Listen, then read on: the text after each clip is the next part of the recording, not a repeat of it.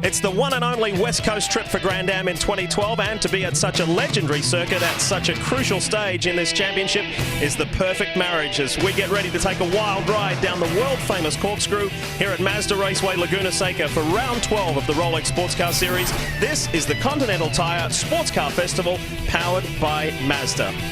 And there are just 2 races left in this 2012 championship.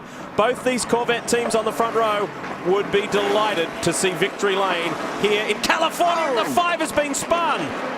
Paul Tracy there, I think he got tapped there as the GT field now comes through. Wow. You can imagine how Paul Tracy's going to respond to that treatment. Let's go racing. Westbrook at the front. And wasting no time is Alex Popov in the 2. Wow, not a great start for John Fogarty. He's going to try and recover and rebound, try and get around the outside. But Alex Popov can be very aggressive. Good, clean start for the GT machines, Dorsey. GTs look good in the middle of that. Remember, Paul Tracy's right in the midst of that, trying to get through after being spun at the start. Let's show you what happened earlier in this race. Right, coming to the green flag. There's Tracy on the inside in the 5. Oh, he spun all by himself. Yeah, he just ate some curb there, Dorsey, and just lit it up. How about GT, the 73 Horton Autosport Porsche with Eric Foss behind the wheel, qualified the car on the front row for the first time in the team's Grand-Am history. They're off to a flying start, but not quite as quick as this Ferrari. This is the car to beat in the class, everybody feels today. Memo knows what he's going to pull. He's already setting it up right now. He's up in the draft, you watch him. He's reading it, and look at that. I mean, there was just an inch on each side maybe to get through there. He read that perfectly, and you see Jim Norman off to the side right there. He didn't know that was going to happen, so I'm sure that gave him some worries. Now, this happened to the 99 just a moment ago. One of the valves sticking open, probably the vent side valve stuck open, and look at the fuel he's dumping. Wow, I was lucky it didn't get around onto the exhaust system and catch fire. Ready to go racing again. He's shadowed by a couple of Ford Rileys as well. We're looking at that pace car. There were some problems yesterday in the Continental Tire Sports Car Challenge race. No one wants to run afoul of that rule today. You've got to stay behind the pace car, so it's a slow start, good clean one. And you may have noticed that the 9 indeed was behind the 01, and now Barbosa goes right around the outside of Pruitt. He's going to get pushed off the outside if he stays there too long. Whoa! Sideways out of turn 2, heading up to 3. Little bobble there for Barbosa getting off turn 11, but look at that, you cannot use that pit. You can't use that painted line. He was down on that painted stripe. I'm not sure they're going to allow this one to stick. He's going to call that he was forced there. I don't think he was forced. He was going to make that pass one way or another. We're going to have to watch this one. Give the position back. The situation has been restored without killing someone's race. Correct. So through they go to serve their penalty. You're looking at a guy we've never seen race in the Rolex Series before. The Italian Alessandro Balzan leading in that 63 Ferrari. It's the first time they've run in the series, being chased down by a pretty hungry and fast Salins Mazda in Dane Cameron. Watch this. Bang. Just trying to get back online there, Dorsey, for that fast corner and just clouded him. Yeah, sent him off in the gravel trap, and that actually is going to draw a penalty for avoidable contact for Colin Brown. Here it is again. He's coming up on Will Nonamaker, but as well as looking straight ahead, look to the left. Boom. There's the contact. There goes Eric Curran. That was a close call.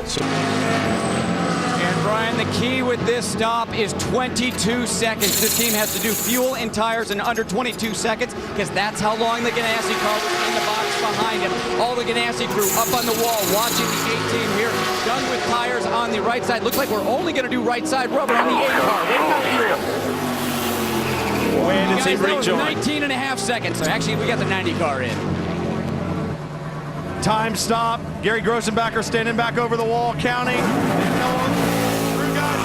Pull that probe, and Garcia back underway. Look at this. He's just stacked up, going nowhere. If he could have got in the pits just then, when he saw all those GT cars, he should have got in if he could, because this held him up a ton. Oh, by himself. Yeah, just loops it coming off the exit of the corkscrew there, Dorse. Kind of loss of rear grip, could be a tire issue. They may be 17 laps into this run, so he should still have good grip, but just trying to chase these guys down. Was in the 7th spot. The time lost down pit lane is about 18 and a half seconds. He's 24 in front of DL right now. Brian's there.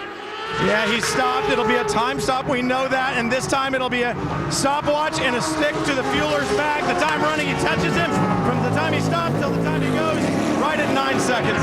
There's Garcia. Here's the blue Corvette. Keep your eyes on that.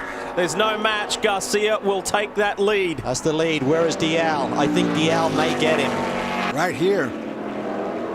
Getting down into turn 1-2 area. Oh, yeah, that wasn't good. I saw the 5 car sitting off the track there. This is a huge bonus. The first team to get 3 wins in 2012. Spirit of Daytona. That's what it's all about. They rise to the top. Westbrook and Garcia win, and this is a magical moment for Team Salem. They've won in SGS. They have never won in GT. A Mazda wins at Mazda Raceway Laguna Seca. Yeah, they've done it. John Doonan and Katie Crawford. Special times for Team Salem. And this is it. Jeff Siegel holding on to this position. This is going to clinch the GT championship for he and Emil Asentado right here. Last time they won it, they were in a Mazda RX-8. Now, in the first year in the Ferrari, Jeff Siegel, Emil Asentado are the 2012 GT champions. Let's have a look at the GT points because it's a real talking point. And we told you earlier in the day, all Jeff Siegel and Emil Asentado needed to do was leave here with a 35-point lead. They leave with 39. That means they are the 2012 champions. Looking at the points there right now, 5 points less is the gap between Dial and Pruitt.